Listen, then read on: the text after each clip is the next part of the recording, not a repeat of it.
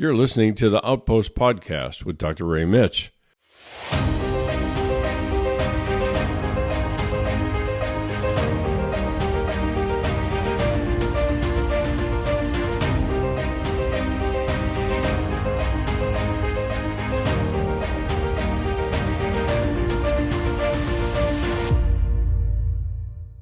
Welcome, everybody, to another edition of the Outpost podcast. I'm Dr. Ray Mitch, your host, and I certainly hope that you are or are enjoying St. Patrick's Day. It's an odd holiday because the guy that we're celebrating was beheaded for the faith. That sounds very fun. And so we celebrate it with Guinness. I don't get it. I don't understand. Well, I do get it, but that's really not the point. So anyway, thanks so much for joining me. You're listening into the Outpost podcast. It's a place to bump into Jesus in a way that is portrayed in Scripture, and you get to meet him as he is, not as you've been told him to be, or he's stereotyped or caricatured for you, or even in our culture for that matter.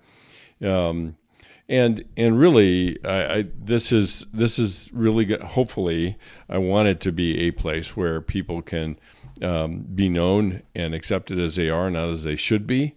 And if the online community actually continues to grow, then we will certainly be able to launch in the next kind of phase of growth some online groups for people to attend, to have that opportunity to meet other people that are having very similar experiences. So we want to look at the intersection of faith and psychology and spiritual formation for people, and that's really what this whole series is all about. We've got quite a bit to go yet. We are only about halfway through, and I am basing a lot of my comments and narration, if you will, around the critical journey stages in the life of faith, a book that was written by Janet Hagberg and Robert Gulick. I give them all the credit. They are just a launching point for my comments and perspective on some of this stuff. Some of this I share just from my own spiritual journey and what it's been like. And there's a lot that we've already covered for the first three stages. And like I've said before, and I'll say it again, the stages doesn't quite cut it because it tends to tempt us into thinking in terms of stage 1, stage 2, stage 3, check, now I'm good to go. And that's not it. And it's really more of a phase that overlaps with one another, where we will have these, what they call stages, collapse down on each other, and we'll be at two phases at the same time. I think that's probably a more reasonable perspective on it. But we had just finished talking about stage 3, and that's often referred to as kind of the productive life. Now, the thing I will highlight for you in talking about this is that we're heading into a pivotal point where we move from a life being built to a journey being engaged in. Just to give you some perspective, we're not there yet, and what we're going to cover today is something that is often referred to as the wall, and it's not a stage. It's not a phase even. It really is an experience that people often will hit somehow, and how they navigate this is pretty key, partly because of what their spiritual journey looks like thereafter. And so two key principles that I started out with at the beginning, and I'll just mention it again each time, is you can't move anywhere if you don't know where you are. And that's really why I'm taking all this painstaking time to talk about this. So you can't move anywhere if you don't know where you are. And then secondly, you can't lead someone to a place you've never been. And that's a key element even in leadership, is how do I lead somebody to something maybe I've only read about or I've only been told about. And most of us would hire a guide based on them having had the experience of being to this place that they're trying to lead us to. And we want to be those kind of people. We want to be available to people to help them and walk this journey with them. But we've got to have some idea about where we're heading. And so we just left stage 3, that's referred to as the productive life. And it has a lot of productivity in it. I raised the question, is our productivity built, is our worth built on our productivity for the church and contributing? It has a lot of very legitimate places for us to visit, if you will, in terms of our involvement in church settings and in ministry, feeling like we're actually contributing. And that's a very big part of our spiritual journey, is to be able to. We've been taking in the converted life and in the discipled life, we've been taking in. Stage 3 or phase 3 tends to have us look out so that we can help other people and contribute to the overall purpose and goal of the church or the ministry. And now something dramatic quite happens, and often somebody will experience a crisis through a life transition, an external trauma that they may experience, or an internal struggle. And oftentimes you will hear people refer to it as a dark night of the soul. That's a perspective. Now, most people that you bump into on the street might use that phrase, but they've never read the book, which is kind of strange. And it was written by a ancient saint by the name of St. John of the Cross.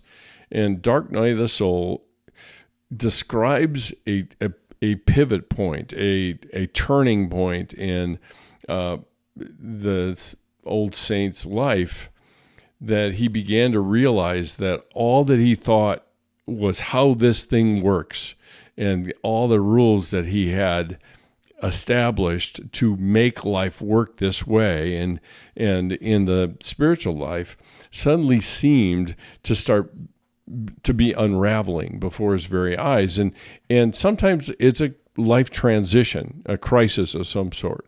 And that can be anything. It can be a change in status, like losing a spouse or a loss. It could be the external trauma of something dramatic happening. I can tell you from my own life, the external trauma in my case was falling off of a roof and breaking my leg and having a head injury and continuing head pain and all of the things that really went into it. And I thought I could just get back on the horse and keep right on riding.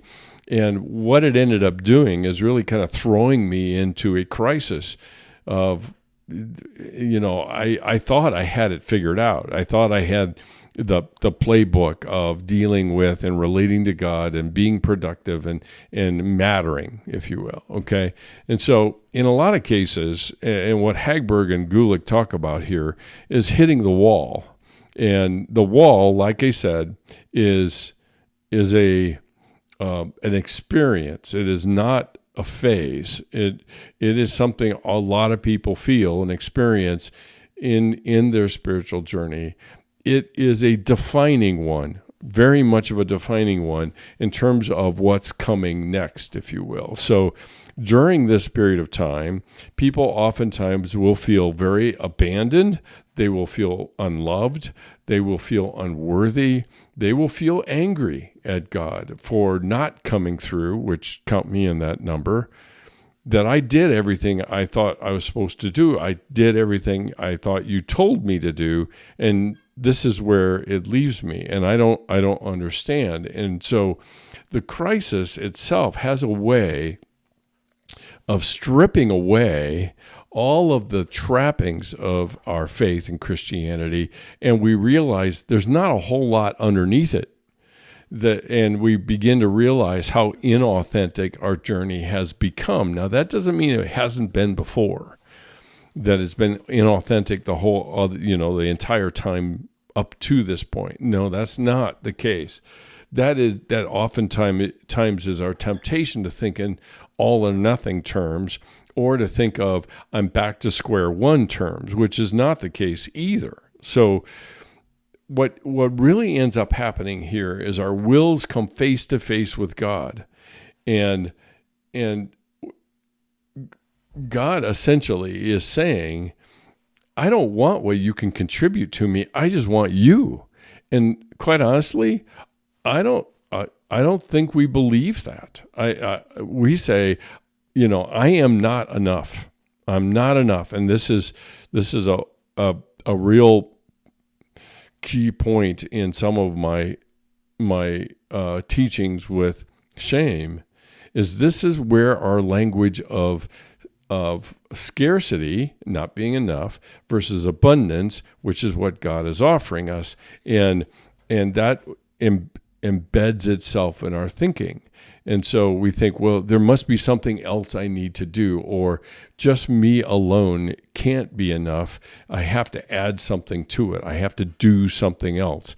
And we keep doing, really. And so in a lot of cases, this whole idea of my will, I can center myself. I can focus my efforts. I can focus all of my willpower and discipline in being the best I could possibly be for God. And that's what God wants. What we forget to kind of remind ourselves is God accepts us as we are all along the journey, no matter where we are on the journey. He accepted us as we are in the very beginning. So somehow we get this notion that the more we grow, the more we contribute, the more we do stuff, that this is an added value to us for God. And it's like, oh, so God's going, oh yeah, wow, that's really good. That's so much better than the one I accepted at the beginning. But what we forget during this whole process and the stages leading up to this place is that he's accepting us all along. All the flaws, all the mistakes, all the stumbles, all the potholes, all of that, plus all of the victories and all of the accomplishments and all of the high points in our faith, and everything he is accepting, all of it. And so it's during this time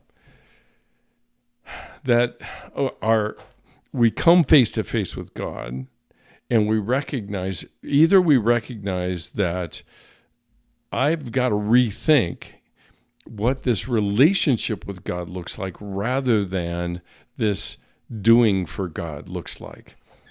And we're invited to relinquish and let go of our egos, for one, and our wounds, for another.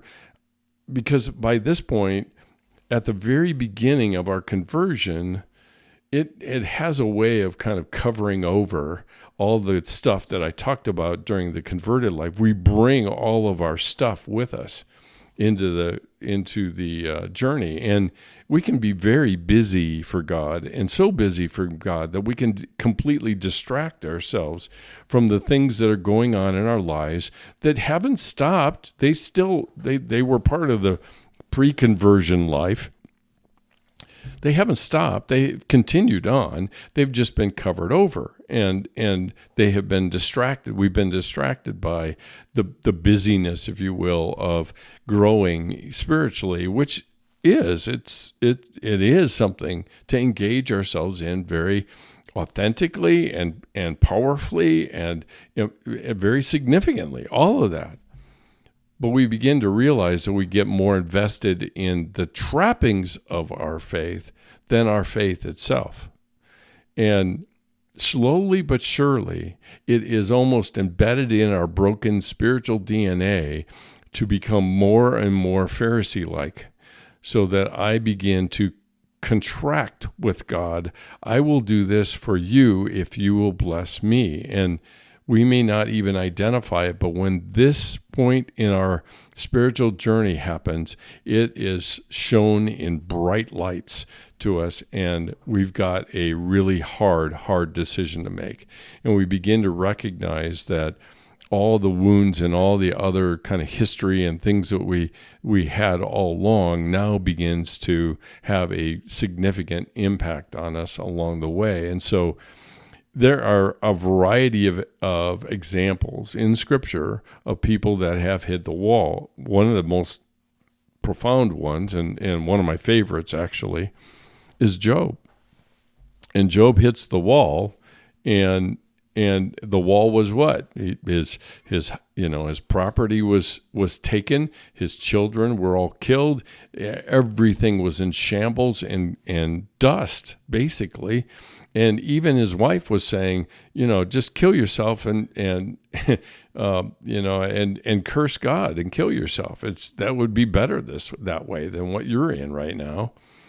And so he hits this wall, and his friends come to see him. And this is something really important to keep in mind if you're walking along somebody who's experiencing this, is that his friends come to see him, and we're told that they don't even recognize him from far off. And these are friends of his. And so they come, and they are awestruck by what he looks like. He's got boils from head to toe. He's scraping it in order to itch his skin with broken pieces of pottery. This is a broken and devastated man. And we're told that his friends sat Shiva with him, which is a tradition within the Jewish faith of sitting silently with a person who is grieving, who is in the midst of all of this agony and misery. And sitting Shiva is silence. It's silence. And his friends did their best work in the first 7 days because they said nothing. They said absolutely nothing. They were stunned, first of all, but they said nothing at all. Then, when they finally got sick of the silence, they opened their mouths, and it all went to hell in a handbasket. They were not helpful. And all of the things that they suggested to Job are the worst things to say to somebody who's in the middle of a wall type of experience. It's the worst things to say. Like, what did you do wrong, Job? That's one. Or, you're just so arrogant. After all, you think that we can't speak to you. That's two.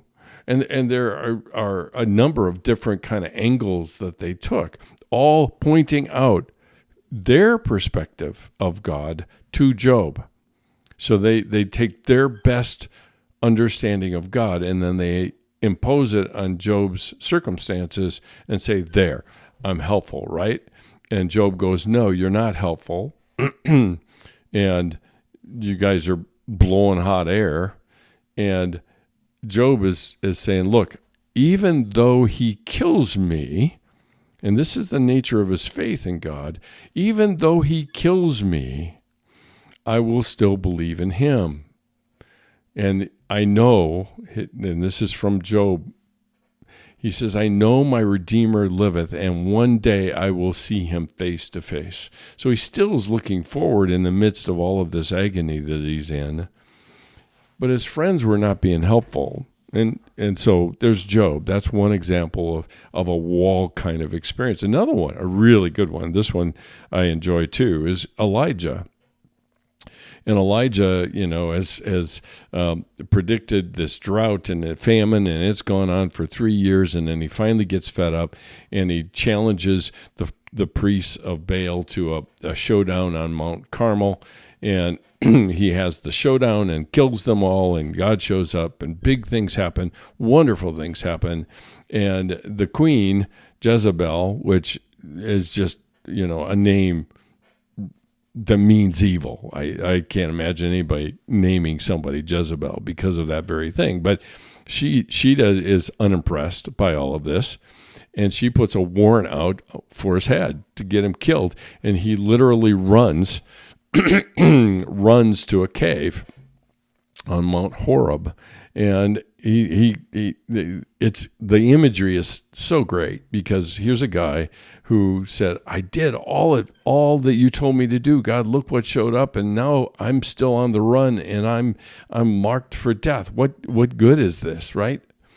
And that's when the famous occurrences happen of hearing God's voice, not hearing it in a whirlwind, not hearing it in a thunderstorm or an earthquake, but hearing a small, still voice. And that's another wall experience. Oftentimes we feel like we are so isolated and we're waiting for God to show up in big, huge ways, and he shows up in very small, gentle, and even quiet ways instead. And we're saying, no, that's not good enough, God. I need something big here. I need some way of doing this so that people can know that you and I are on good terms again. There are innumerable places where David talks about this as well. It's saying, "Why are you so forsaken, my soul?" That tells you a little bit about where he is. And the last one I'll mention out of the New Testament is Peter.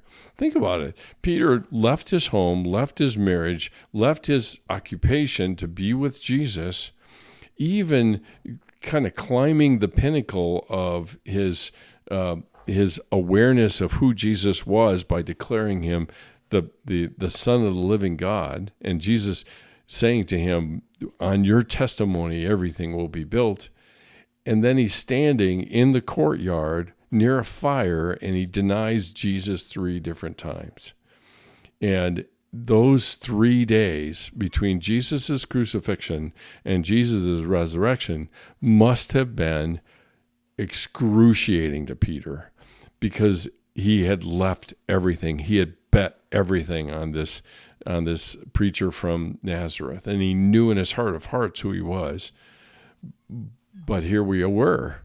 It was the silence of the 3 days, which we're coming up on in a couple of weeks. So in the Divine Comedy, Dante says, "Midway along the journey of my life, I woke to find myself in a dark wood, for I had wandered off from the straight path." Another example in poetry of this wall type of experience. So what happens is we move from being productive to being fruitful. Instead of doing something for God, we are the fruit of God. And so not every journeyer, when they reach the wall, and this is key, not every journeyer, when they hit the wall or are kind of thrust into it, do they negotiate the challenges. As a matter of fact, it is the kind of thing that would they just turn tail and run back into the productive life, because then they at least have got evidence that they're doing something for God. They know that they're doing something for God, right? And so many find the invitation for soul work, which is part of what the wall is an invitation of, is just too difficult to undertake. And so they turn themselves back and pretty much camp out at that part of the journey that we talked about last time in stage 3. And so the one of the authors has said, the wall is the work of the heart, but not for the weak of heart. And that's why we find so many clever ways to avoid it. And we do. We run, we taste it. We taste the difficulty of it and all the uncertainty of it. And we say, thanks, but no thanks. I'm tapping out here. I'll go back to where I can at least know where I am and how I'm supposed to do things. And I can follow that. So the thing that's so key about the wall is it is a place where the two that I have been talking about in this podcast come together, where psychology and faith and spirituality can be.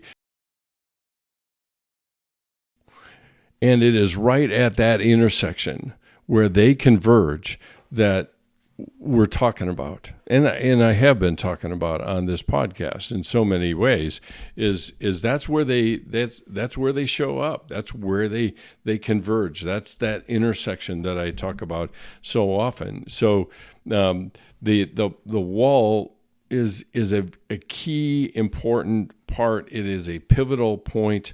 We've kind of got a decision on our hands as to which direction we're actually going to go.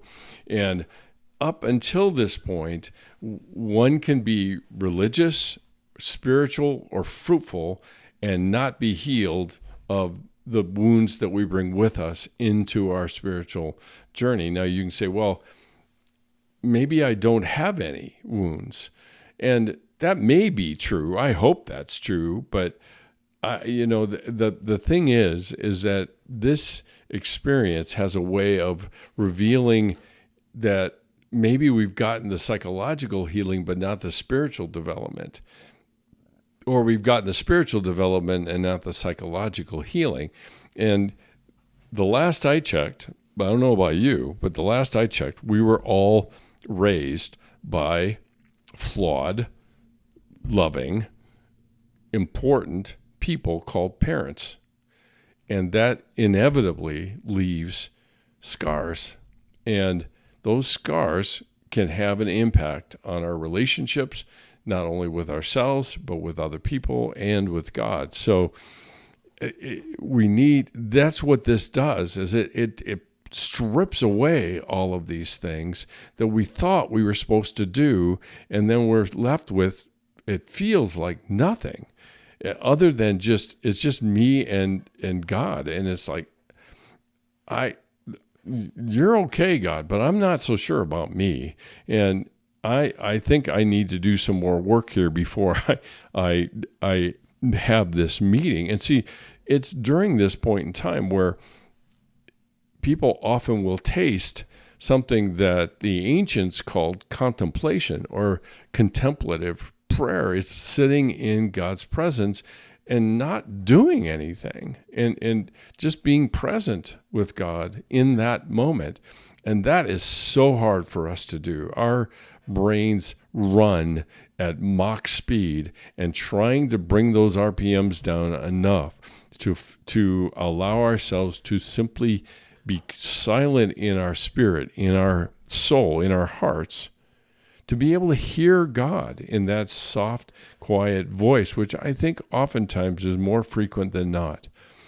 There are, some glaring, obvious things that are there that show God, but there are lots of other times that they are just very, very subtle.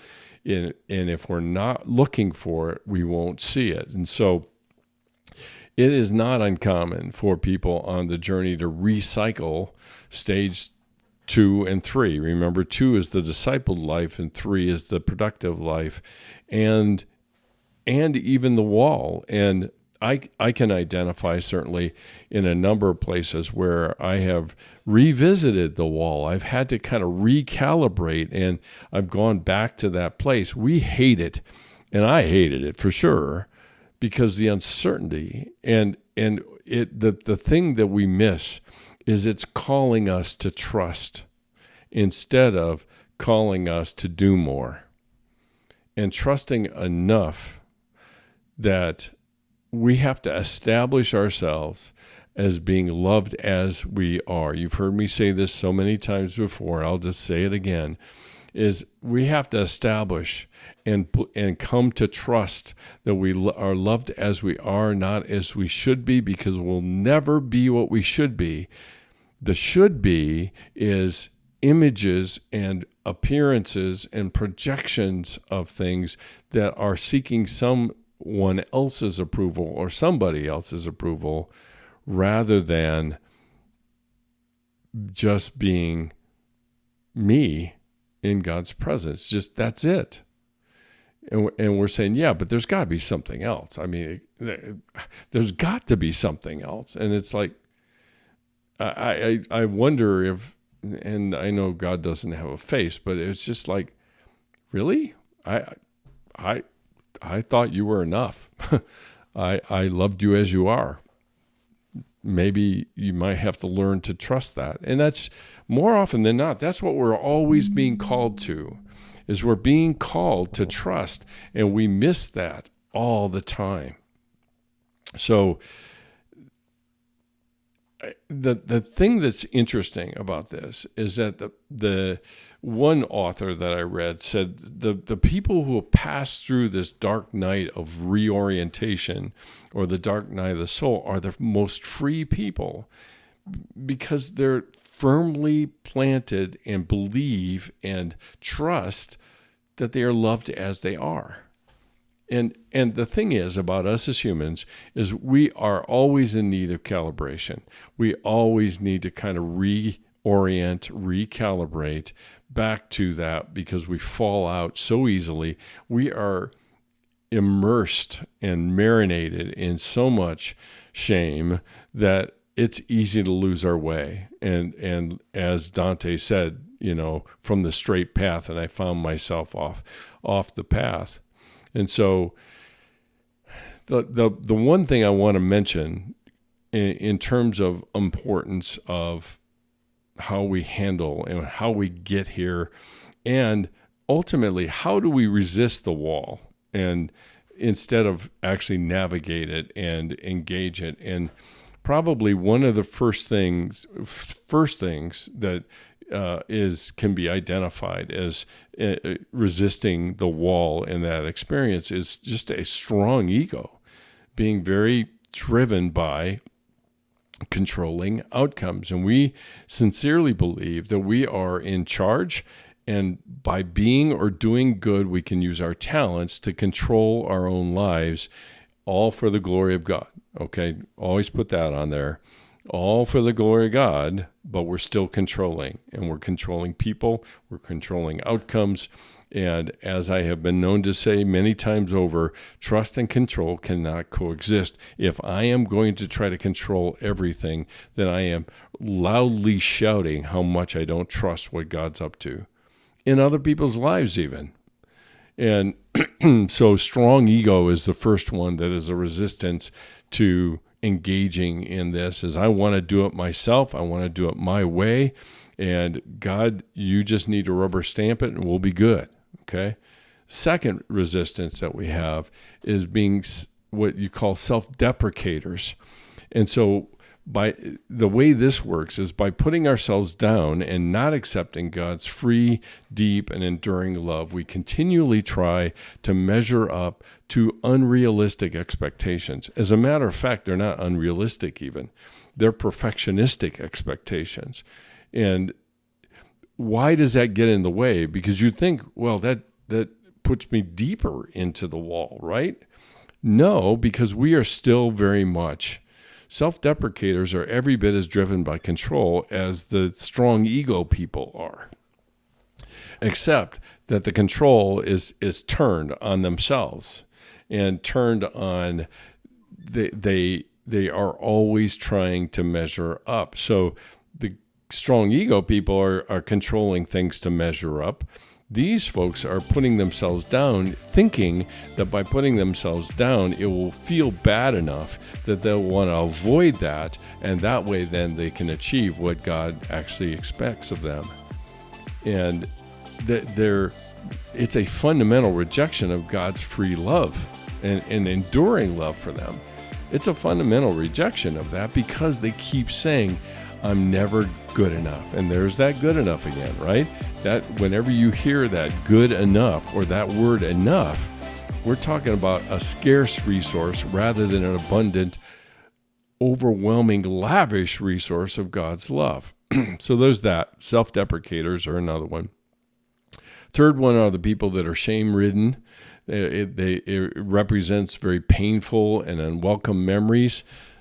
Oftentimes, these memories are found in devastating, shame-ridden, shameful events connected to the church, the organized church, or with our family, or during our early years, our past. So shame-ridden is, as I've said and mentioned before, shame is about my being, but guilt is about my behavior. So shame-ridden is distracted by all of these things, either the past or how we've been treated by people in the church, or the things that have been communicated to us by people in the church. I spent some time early this year talking about toxic Christians, and that's very much a part of that. And so the tolerance of themselves or the tolerance of others ultimately will be the major healing for us in this search. And the tolerance, maybe a better word to put would be acceptance of self, is the path of healing. And that's why it throws us into this wall experience, because acceptance is so foreign to us. We are sure that by accepting ourselves, we are settling for mediocrity. And the irony is I can't move beyond mediocrity if I don't accept where I am and who I am at this point, and even accept the fact that I'm loved as I am. And that's all part of it. So the shame-ridden is very much a factor, and I think it shades and colors all of our view of what could go on in the wall, and oftentimes it ends up becoming a very kind of painful self-fulfilling prophecy. I knew I was going to land here because I'm such a schmuck and I don't do anything right, and I'm never good enough. So this makes sense that I'm here. And then we see the wall as punishment, as self-punishment. So that's another one. Intellectuals, the people that tend to intellectualize everything, who rationalize and analyze it that way, is another resistance to the wall. We think so much that we assume the wall thinks too, and we can reason with it. And so I'll reason my way out of it. The reality is even the wall experience strips away our powers of reason, because it's about experience. It's not about just logic alone. And so the logic that God has is a logic of love. It's not a logic of human reason, which is very limited anyway. So intellectuals have a real hard time with the wall experience. And then there's always the high achievers who think they can build a higher wall to jump over this wall, and they build it. They can build it very quickly and effectively, and they work very hard and exert more effort, far beyond what is expected, and they think they can work their way out of the wall and move on to the next steps in the journey. And what they don't realize is, again, the strategies they use for mastery is really built on their ability to control things. So there's that one. And then another one, we've got a couple more here. Another one is the doctrinaire. For the doctrinaire, and I don't care which side of the continuum you're on, liberal or conservative, the wall represents a profound doubt about what we thought we knew to be true. And people that are thrown into crisis, a lot of times that does it to really shake the foundations of what they thought were true. And I have met a fair number of people in their mid ages, the 50s and 60s, that have had something happen that shook the foundations, and they were really struggled with what they thought were true. And either they double down on what they think is true, or they begin to listen to God's voice and see where he might be leading. So these doctrinaires, they deal with it by drilling holes in it. So they try to dismiss it or say that it's not, there's nothing in the Bible that talks about it, or whatever they use to blow holes in it, trying to kind of weaken it and knock it down. So the funny thing about that is when they're drilling holes in the wall, they're drilling holes in their own perspectives as well. And so that's the other one. And then the last one I'll mention is the ordained leaders of spiritual religious groups among us that have so much at stake in terms of the group's beliefs and causes and everything else, that they end up embodying those very causes. And when the wall hits, it destroys all of those things in terms of their role, their importance, why they are. And so in a lot of cases, they either demand that the wall crumble, or they stand waiting for the wall to finally and I'm kind of personifying the wall here, but finally wait for the wall to respond to their demands. And so because of that place, so there are a variety of resistances that we can engage in to diminish or contain or master the wall rather than simply live in it. And that requires a lot of trust that most of us don't have. So the going through part, which is what the money is here, right? The going through is an example of spiritual and psychological healing and transformation that occurs through the realization that fixing others, over helping them, codependency, excessive enabling of people is not selfless service. Actually, it's service for me to feel like I'm contributing or I'm doing something for God. And so all of those things tend to have pretty unhealthy roots to them, and they betray a sense of low self-esteem, that I'm really not that important. And so, and that usually drives our sense of control and everything else. So we can begin to work through the pain of these motivations toward the acceptance and self-awareness. But we're going to need somebody, and usually the people that we need the most during this time is what would be referred to as a spiritual director. So, and not everybody is a spiritual director, and just because somebody's a counselor doesn't make them a spiritual director. They need to know what they're looking for. They need to be aware of the movements of the Holy Spirit in somebody's life. They develop a perspective about this that I think is really very important. So there are a number of things that we have to be aware of as we're working through stuff, like our expectations, or our expectations about being close to God and what it actually means. And the one thing that I think oftentimes comes out of this, which it certainly did for me, is silence and solitude and reflection as the stabilizing force of not hurrying to get out of the wall, but allowing the wall to do what it was meant to do, and that is to refine and clarify and build up the sense of trust that we have in God, built on our relationship with Him, not built on what we can do for Him. Okay, so that's a lot. I know that's a lot. I've hurried a little bit through it because I wanted to make sure that I put it all together. If I split it up, then it's kind of hard to follow. So my apologies for overstaying my welcome here. A couple things just to remind you of at the end here is that sgi-net.org is our home. If you've got questions about any of this, feel free to DM me or use the comment box at the bottom of the page on the first page at sgi-net. So do that, subscribe there, join the community, become part of the community. We're not going to send anything out to you unsolicited. We will be sending out a newsletter once a month or so, just to keep you up to date with what's going on in the community.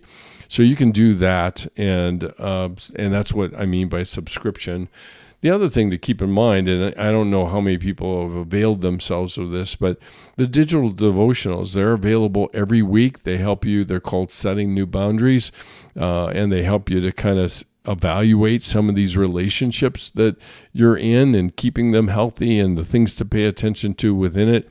And then the other thing I'll just mention to you on the fly here is I did the last podcast on Outpost was number, I think I'm on 29 here, I think. So it was 28, and it was all audio, and I've decided to branch off and spend more time there, and so we're birthing a new podcast as part of SGI Media. It's called Unscripted, Collected Wisdom of Life, Living, and Sorrow.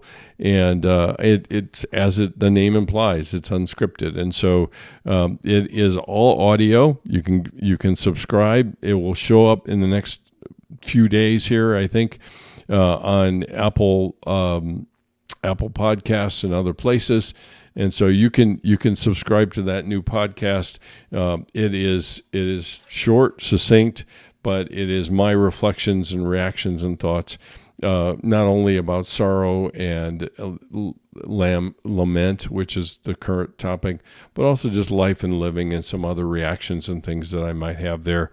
Maybe after doing this podcast, and then I go into that one with some other reactions that might be of use to someone. So you can follow us on on 3 different media outlets, social media: Instagram at SGI_international, Facebook Ray.Mitch, and LinkedIn Dr. Mitch. You can find us on any of those 3 platforms. You can listen to us and subscribe for the podcast on wherever you listen to podcasts. You'll find us. And if you're interested in partnering with us to continue to grow our scholarship fund, to continue to grow even the ministry at large for groups and other things into the future, we would be ever so grateful for your contribution, whether that's monthly or one time. It's all tax deductible, all your gifts for that. You just simply make the check out, or you donate. You can donate on our webpage under the Donate tab at the top. Or if you'd rather send us a physical check, you can certainly send us to SGI, and the address is P.O. Box 322, East Lake, Colorado, 80614. I think that is enough. Like I said, I don't want to overstay my welcome. Thanks so much for joining me. I'll look for you next week. And until that time, love ya. Later. Bye.